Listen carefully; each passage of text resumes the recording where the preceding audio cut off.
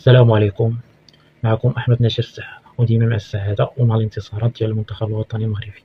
حنا فرحانين بزاف وفرحنا أكثر فوق ما نتصور.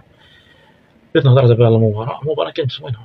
كانت سميتها كندا دخلت بواحد التركيز كبير وضغطات علينا ودارت الدفاع متقدم.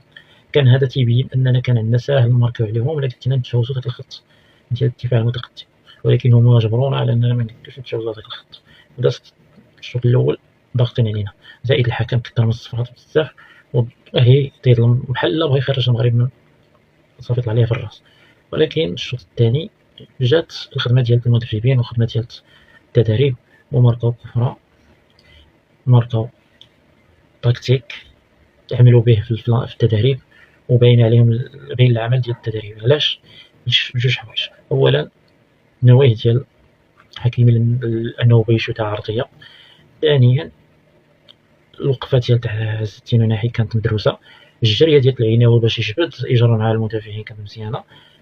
رحيمي واقف في البلاصه اللي بغات تجي ليه الكره باش يخوي بها وما يكونش في تسلل باش ما يشوفهاش الحارس وتماركا الهدف زين.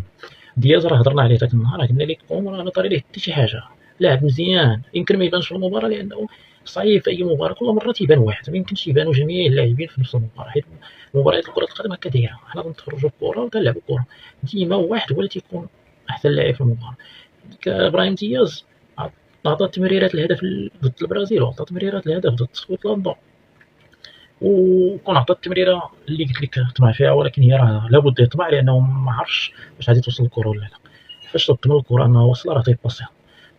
ابراهيم دياز فاش كان غادي مع رحيمي في الهدف الثالث بان ليه رحيمي خاوي عطاها ليه بدون اي تفلسف ولا كذا، حيت فاش تيبان لك واحد خاوي وما فيه لا تسلل